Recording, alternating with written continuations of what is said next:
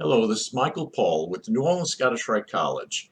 I'd like to do a video today on the practice of vouching for someone who is looking to visit your lodge. Recently, I saw the question asked on an online forum, and the answer given concerned me. It was very specific to jurisdictions, so I would like to talk a little about the subject of vouching. In short, vouching for someone is when you tell a lodge, "Yes, I know this man to be a Freemason." You are giving your word to the lodge that you know of no reason why he should not visit. The lodge will usually admit him with no further examination. They know you to be a Mason and take your word for him. The first thing that has to be made very clear is that what I've just said is the general U.S. Masonic idea of vouching for another. What has to be kept in mind is that each and every jurisdiction has its own rules and regulations. What is proper and allowed in one jurisdiction might be outlawed in another. One of the major problems that I've seen in multi-jurisdictional online forums is misinformation. A question will be asked, and then someone will come on with all the authority in the world and give an answer that may be completely correct for his jurisdiction, yet completely wrong for the jurisdiction of the one asking the question. So with the very clear warning that what I am saying may or may not apply to your jurisdiction, I'll continue. Let's look at an example. Let's say that last month you went to Lodge A and met some brother during the meeting of the lodge. Now, the following month, you're in Lodge B. Maybe it's your own lodge. And this brother who you met in Lodge last month shows up and wants to visit. No one else in the lodge knows this brother, and they ask around before the meeting if anyone has sat in lodge with him. Well, you did sit in lodge with him and remember him. You let the master or one of the officers know that you sat in lodge with him last month. At the opening of the lodge, they may or may not challenge him. If they do, this would be your cue to vouch for him in lodge. Things would usually move on and the lodge would open. That's normally considered how we vouch for someone. But let's take another scenario. Let's say that you are having lunch somewhere with a Mason. You've sat in lodge with him many times over the years and consider him a personal friend. A guy comes up to the table and says hello to your friend. You've never met him. The Mason you do know immediately shakes his hand and greets him as a longtime friend. Clearly they know each other. Your friend introduces you and tells you that he belongs to such and such lodge. They exchange a few friendly words and then he leaves. A month or two later, this friend of your friend shows up at your lodge. Remember, you have never actually sat in lodge with him. All that you know is what your friend told you. So, can you vouch for this man based on your meeting him at that lunch? In most jurisdictions, the answer is no. In order to vouch for someone, you have to have recently and physically sat in lodge with the one for whom you are vouching. Meeting someone at lunch and being told that he belongs to a lodge is usually not enough. This is called secondhand vouching. This is when someone tells you that someone else is a Mason outside a lodge setting.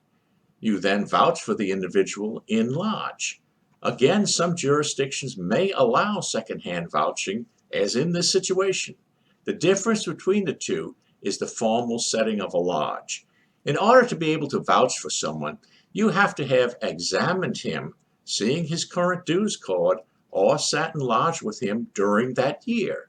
The idea is that if you have done one of these two things, you know him to be a current Mason who is not suspended or expelled. In an informal setting like a restaurant, dues cards are probably not exchanged, and actual current membership may only be assumed. He could have been suspended last year, and you just don't know about it. Again, different jurisdictions have different rules. You must ask your worshipful master, district deputy grand master, or someone in your grand lodge. Another situation that can happen is the question of vouching for someone in absence. Let's say that you receive a phone call from a member of your lodge telling you that they will not be able to make a meeting that is scheduled for the next night or two. He tells you that a friend of his is coming to the lodge from out of state. He tells you that he knows him to be a Mason and asks you to vouch for him. This is really the same type of situation as the lunch meeting. Vouching for someone is something that is most usually done in lodge and in person. Someone is challenged in lodge as to their Masonic membership. If you know him to be a Mason, you stand up and vouch for him. You are giving your word that you have sat in lodge with him or examined him. Secondhand vouching leaves the door open for many problems. Unless you have sat in lodge with someone and done so this year, how do you know for fact that he was not suspended this very year for non-payment of dues? You can't know. Now, some jurisdictions do allow secondhand vouching. Some absolutely do not. You need to check the laws of your jurisdiction, and this should be part of every lodge's education program. Now let's take another situation. Let's say that last night you attended a meeting of the Scottish Rite, York Rite, or some other body of Masonry. Brother Jones was there as usual. You have seen him in this body many, many times before. He's a regular attender. But tonight, he showed up at your lodge to visit. You realize that you have never sat in a craft lodge with him. If no one else knows him, can you vouch for this brother? Well, this is exactly the same as secondhand vouching. Yes, you have sat in another body of Masonry with him, and sure, you can't belong to the Scottish Rite or the York Rite or one of the other bodies if you are not a craft lodge Mason, but that does not overcome the problem. Either you have sat in a craft lodge with someone, or you have not. Either you follow the rules, or you don't.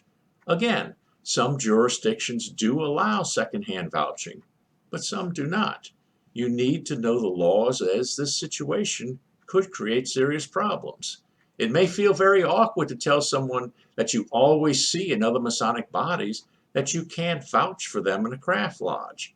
But once again, either you have sat in a craft lodge with someone or you have not. Now, many jurisdictions will not allow vouching for someone or for them to be examined unless they are a Master Mason, and that apprentices and fellow crafts must be accompanied by Master Masons in order to visit lodges. But again, each jurisdiction has its own rules. More and more jurisdictions are switching back to allowing the business meetings to be done in the EA degree.